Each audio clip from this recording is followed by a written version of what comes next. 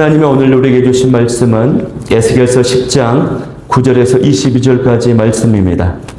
에스겔서 10장 9절에서 22절까지의 말씀을 제가 봉독해 올릴 때 함께 봉독해 주시면 감사하겠습니다.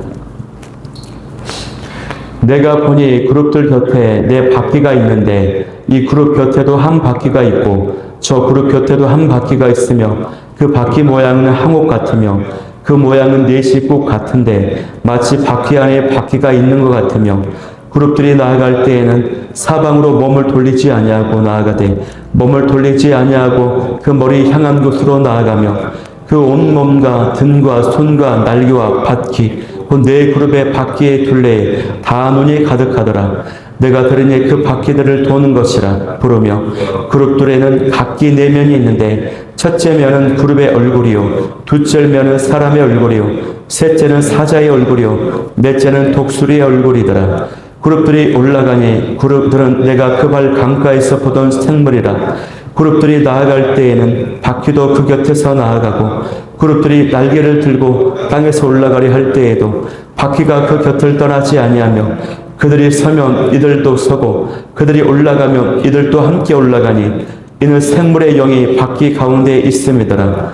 여호와의 영광이 성전 지방을 떠나서 그룹들 위에 머무르니 그룹들이 날개를 들고 내 눈앞에 땅에서 올라가는데 그룹들이 나아갈 때 바퀴도 그 곁에서 함께 하더라.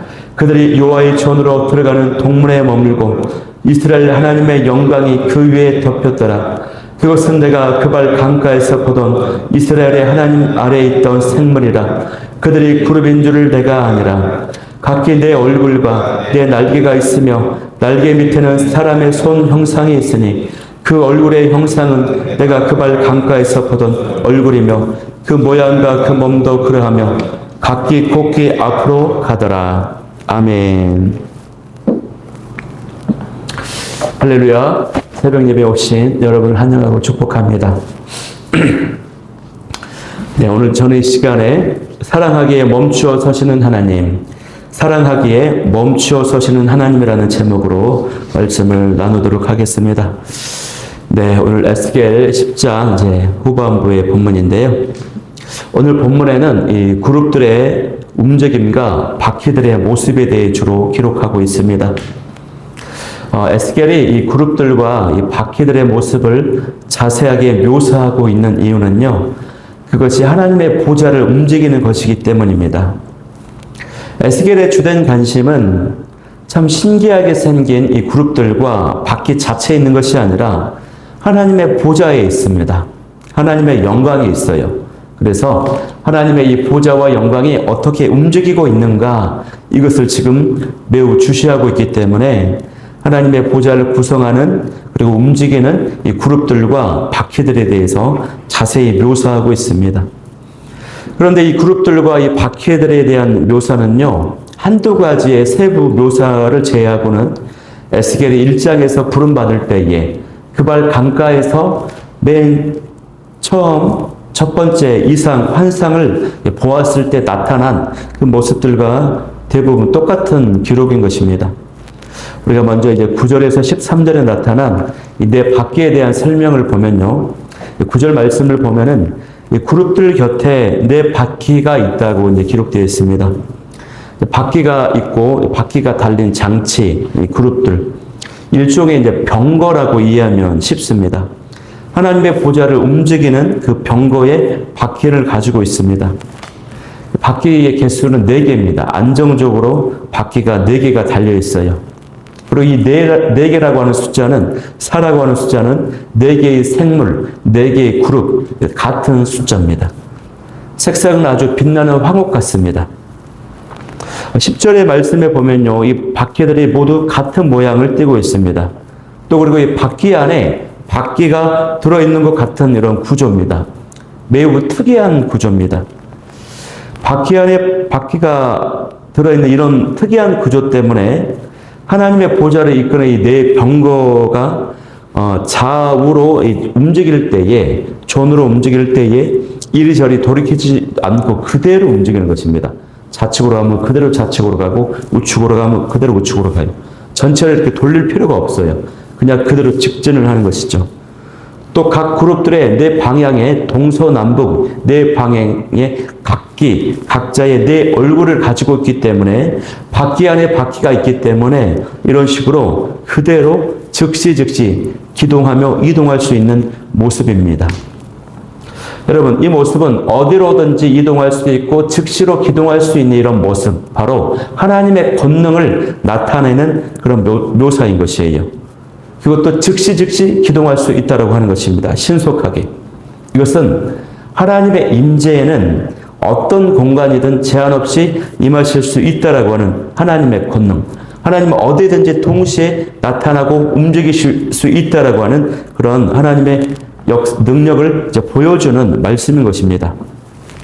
그러니까 하나님께서 응답하기로 결정하시면 그 응답도 즉시 신속하게 이루어진다라고 하는 것입니다.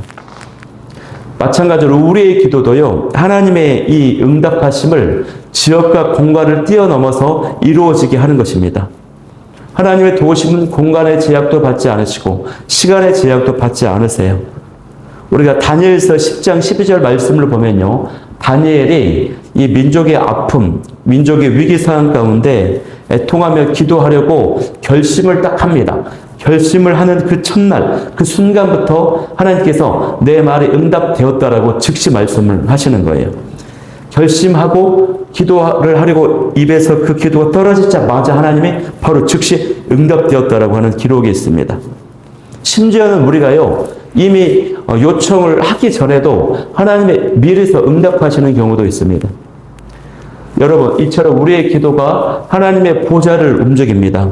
하나님의 권능과 응답을 가져오게 합니다. 여기서 우리가요, 아프리카 선교지를 위해서 기도하면 아프리카 선교지의 역사가 나타납니다. 우리가 지금 여기서 1년 후에, 10년 후에 사역을 위해서, 다음 세대를 위해서 기도하면요, 1년 후에, 10년 후에 다음 세대 가운데 놀라운 사역적인 열매와 응답이 나타나는 것입니다. 이처럼 기도가 시공간을 제약하지 않고 이끌어내는 강력한 능력인 것이에요. 왜 그렇습니까? 하나님의 권세와 능력, 권능이 그렇기 때문에 그래요. 하나님의 역사와 응답과 인도하심, 임재하심이 공간과 시간의 제약을 받지 않으시기 때문에 그렇다라는 것입니다. 이런 모습을 오늘 에스겔이 이 그룹과 이 바퀴 이런 것들을 묘사하면서 하나님의 권능, 하나님의 본성, 속성에 대해서 드러내주고 있는 말씀이라고 하는 것입니다. 계속해서 보면은 이 12절 말씀도요, 비슷한 맥락이거든요. 이 12절 말씀에도 보면은 그 온 몸과 등과 손과 날개와 내 밖의 둘레에 뭐가 있다라고 기록되어 있습니까?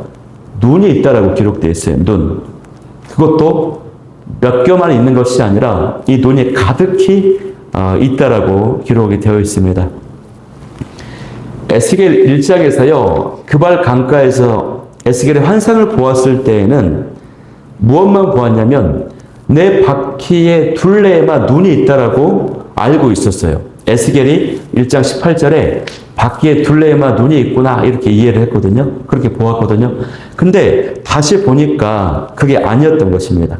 이 그룹들의 온 몸과 등과 손과 날개에도 눈이 가득하게 있다라고 하는 것입니다. 다시 말하면 하나님의 보좌 아래에 있는 그룹들과 바퀴에는 눈이 가득합니다. 이것은 하나님께서 세상 모든 것을 다 살피신다, 지켜보고 계신다, 보셔서 아신다, 이런 뜻입니다. 그렇기 때문에 이스라엘 백성들이 위기를, 침공을 받아서 나라가 멸망을 당하는 그 위기에 있었을 때에 하나님께서 우리를 보지 아니하신다, 우리에게 무관심하신다, 우리의 사정을 모르신다라고 불평하고 원망하고 믿음 없는 모습을 보였던 것들은 다 잘못된 어리석은 그런 생각들이었다고 하는 것이죠. 여러분, 우리가 하나님께서 모든 것을 지켜보고 계신다, 이 사실만 진심으로 믿기만 해도요, 우리가 제약을 쉽게 짓지를 못합니다. 그러나 우리가 우리 눈에서 하나님이 안 보이시기 때문에 하나님이 없다, 지켜보지 않는다라고 생각을 해요. 그렇기 때문에 우리가 쉽게 죄의 유혹을 이기지를 못하는 것입니다. 제가 평소에 자주 나누는 예화인데요. 이 길가에 지갑이 떨어졌습니다. 많은 사람들이 그 모습을 지켜보고 있어요. 그러면 그 지갑을 주워서 지갑의 주인을 막 찾아주려고 애를 쓰죠. 왜냐? 다 지켜보고 있으니까. 그런데 만약에 아무도 보지 않고 CCTV도 없는 상황에서 지갑이 떨어져 있다. 그 아래 돈이 있어요. 그러면 많은 경우에 그 지갑 안에 있는 돈을 내 것으로 소유하고 싶은 그런 유혹이 찾아오는 것입니다. 이게 이겨내기가 쉽지 않다고 하는 것이죠. 왜? 보는 사람이 없기 때문에. 하나님께서 나의 모든 것을 지켜보고 있다. 내 앞에서 나를 보시며 다 알고 계신다. 이것을 진정으로 믿는다면 우리가 함부로 죄를 짓지 못합니다. 에스겔은 하나님의 보좌를 움직이는 바퀴와 그룹들의 모습을 설명하면서 이처럼 어디든지 시공간의 제약을 받지 않으시고 즉시 응답하시고 또 모든 것을 감찰하시고 지켜보시는 그 하나님, 그 하나님의 권능과 속성에 대해서 보여주고 있습니다. 사랑하는 우리 성도 여러분, 하나님을 얼마나 의식하며 사십니까? 얼마나 경외하며 사십니까? 하나님을 향한 이런 경외의 감이 오늘 하루도 충만하게 회복될 수 있기를 간절히 소망합니다. 13절 말씀을 보면요. 에스겔이 이 바퀴들을 보면서 뭐라고 지칭하냐면 이것은 도는 것이다. 도는 것이다라고 듣고 그렇게 지칭을 합니다. 바퀴가 이제 돌아가야지 움직이지 않습니까? 그러니까 이 바퀴들이 돌아서 이제 하나님의 영광이 이제 예루살렘을 떠나려고 하는 그 움직임을 보이고 있다. 이런 표현인 것이죠. 이제 이어서 에스겔의 시선은요, 이 바퀴에서 이제 그룹들로 옮겨지거든요. 그 내용은 14절에서 17절 말씀인데요. 이전에 에스겔은요, 그발 강가에서 이 생물들을 보았어요. 이 그룹들을 보았거든요. 이제 그것과 관련 지어서 그룹들을 이제 살펴보았을 것입니다. 그때 그룹들과 지금의 모습이 같아요. 그때 내 생물의 각기 얼굴의 모습과 지금 본 한상의 얼굴이 같아요. 어떻게 같습니까? 소의 얼굴, 사람의 얼굴, 사자의 얼굴, 독수리의 얼굴 모양이에요. 그런데 첫 번째 1장에서 보았던 그 얼굴하고 오늘 본문에서 본 얼굴하고 한 가지 얼굴이 달라요. 그게 뭐냐면 지금은 소의 얼굴이 빠지고 그룹의 얼굴이 이제 등장을 하는 것입니다. 그러니까 무슨 얘기냐면 에스겔이 잘못 본 것이 아니고요. 1장에서 첫 번째 환상을 보았을 때는 분명히 자기 눈에는 그게 첫 번째 얼굴이 소의 얼굴이었어요. 그런데 지금 이 10장에서 다시 보니까 그 얼굴이 소의 얼굴이 아니고 그룹의 얼굴, 천사의 얼굴이었던 것입니다. 에스겔은 지성소에 들어가면은 이 그룹이 있어요. 법계의회, 언약계의회 그룹이 있는데 그 그룹의 모습을 한 번도 보지를 못했어요. 왜냐? 그 지성소는 대제사장만 1년에 딱 한 번 들어가는 곳이거든요. 그래서 본인은 제사장의 수업과 교육을 받으면서도 이 지성소에 그룹이 있다는 것은 들었지만 그룹이 어떻게 생겼는지를 알 수가 없어요. 첫 번째 보았을 때도 소라고 생각을 했던 것입니다. 근데 에스겔이 이 기록을 다시 이렇게 쓰면서 두 번째 환상을 보았을 때 그룹이었기 때문에 소가 아니었기 때문에 첫 번째 1장에 대한 기록도 그룹이라고 수정을 할 수도 있었는데 수정하지 않아요. 1장에 보았던 느낌 그대로 소라고 기록을 했고 이 10장에서는 제대로 본 그룹이라고 정확하게 기록을 합니다. 왜 그렇습니까? 이것은 에스겔이 강조를 하기 위해서 그래요. 강조하기 위해서. 소와는 비교할 수 없는 첫 번째 얼굴이 그룹이었다라고 하는 것입니다. 이 그룹은 어디든지 갈 수 있고 어느 곳에서 나타날 수 있는 그런 존재라고 하는 사실을 깨닫고 강조하기 위해서 이제 그렇게 표현을 하는 것이죠. 이 그룹과 바퀴의 행동이요 정확히 일치를 하고 있습니다. 그룹들이 나아가면 바퀴도 따라 나아갑니다. 그룹들이 들고 공중에 들리면 땅에서도 바퀴들이 따라가요. 그룹들이 서면 바퀴들이 섭니다. 그러니까 그대로 순종하고 한 몸처럼 움직이고 있습니다. 왜 그렇습니까?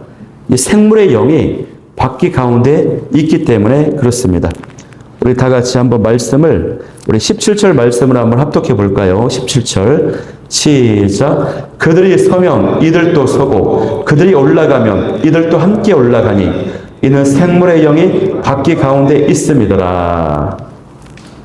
그룹이 가면 바퀴가 따라갑니다. 멈추면 바퀴도 멈춰요. 이렇게 한 몸처럼 즉시 순종할 수 있는 이유는 뭐냐? 생물의 영이 바퀴 가운데 있기 때문에 그렇습니다. 다시 말하면 하나님의 영에 의해서 이 그룹들이 철저히 지배당하고 순종하고 있기 때문이에요. 이 모습이 우리가 예수님을 어떻게 섬겨야 되는지를 보여주고 있는 기록이죠. 우리 안에 계신 성령님, 내 안에 계시는 성령님께서 우리가 인도하는 대로 따라가야 되고, 성령님께 우리가 사로잡히면 모든 성도님들이 한 마음으로 교회를 섬기게 되고, 그러면서 성령에 지배되어서 하나님의 계획과 일치된 삶을 살 수 있다라고 하는 것입니다. 그래서 바라옵기는 우리가 기도보다 성령보다 앞서지 않는 저와 여러분이 될 수 있기를 소망합니다. 오늘 하루도 성령님이 이끄시는 대로, 하나님이 나를 주장하시는 대로 인도함 받고 승리하고 열매 맺는 우리 복된 하루가 될 수 있기를 소망합니다. 에스겔의 바퀴와 그룹들의 모습들을 에스겔의 바퀴와 그룹들의 모습을 자세히 설명을 했습니다. 그럼에도 불구하고 결국 하나님의 영광이 성전 문 지방을 떠납니다. 그런데 18절을 보면요, 하나님의 영광이 바로 떠나지를 않고요, 그룹들 위에 머무릅니다. 18절에 보니까 여호와 영광이 성전 문 지방을 떠나서 그룹들 위에 머무르니라고 기록되어 있죠. 근데 바퀴가 그룹들이 올라가니까 19절에 보니까 그룹들이 날개를 펴서 공중으로 올라갑니다. 그러니까 따라서 바퀴가 따라갑니다. 하나님의 보좌가 들어 올려집니다. 19절의 내용입니다. 그런데 또 그 모든 것이 19절에 보니까 어떻게 기록되어 있습니까? 동문에 머물고라고 기록되어 있죠. 여호와의 전으로 들어가는 동안에 동문에 머물고 그때에 이스라엘 하나님의 영광이 온 지역에 그 영광에 덮였더라 이렇게 기록되어 있습니다. 18절에도 머물고 19절에도 머물고 하나님의 영광이 가득해 있다 이것입니다. 여러분 무엇입니까? 어제도 나누었지만 하나님의 마음이에요, 여러분. 하나님의 이 예루살렘과 이스라엘을 너무 사랑했기 때문에 멈추어 서시는 것이죠. 머물고 미련이 남아서 쉽게 발걸음을 떼지 못하시는 그런 하나님의 모습. 사랑하는 성도 여러분, 예루살렘에게요 다 죽고 사람들 다 죽어나가고 모든 집과 건물과 도시가 불태워져 없어지는 것보다 더 무서운 진짜 심판이 있는데 그것이 뭐냐면 바로 하나님의 영광이 완전히 떠나가는 것입니다. 이것이 진짜 무서운 심판이에요. 하나님도 이 사실을 알고 있기 때문에 너무 사랑했던 이 이스라엘과 예루살렘 쉽게 바로 떠나지를 못하고 계시는 것이요.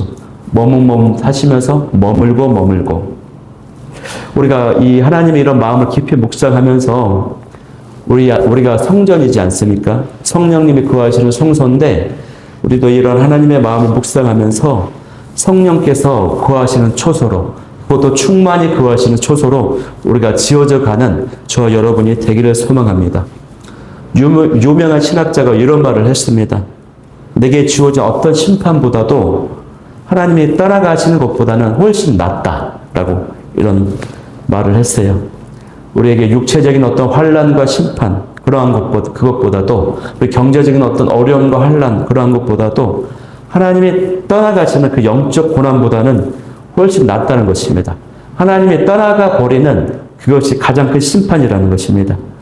우리가 이 사실을 꼭 기억하고 이 사실을 믿으면서 어떤 상황 속에서도 하나님의 함께하심, 하나님의 임재하심을 먼저 선택할 수 있는 그걸 먼저 붙잡고 나아가는 저와 여러분이 되기를 간절히 소망합니다.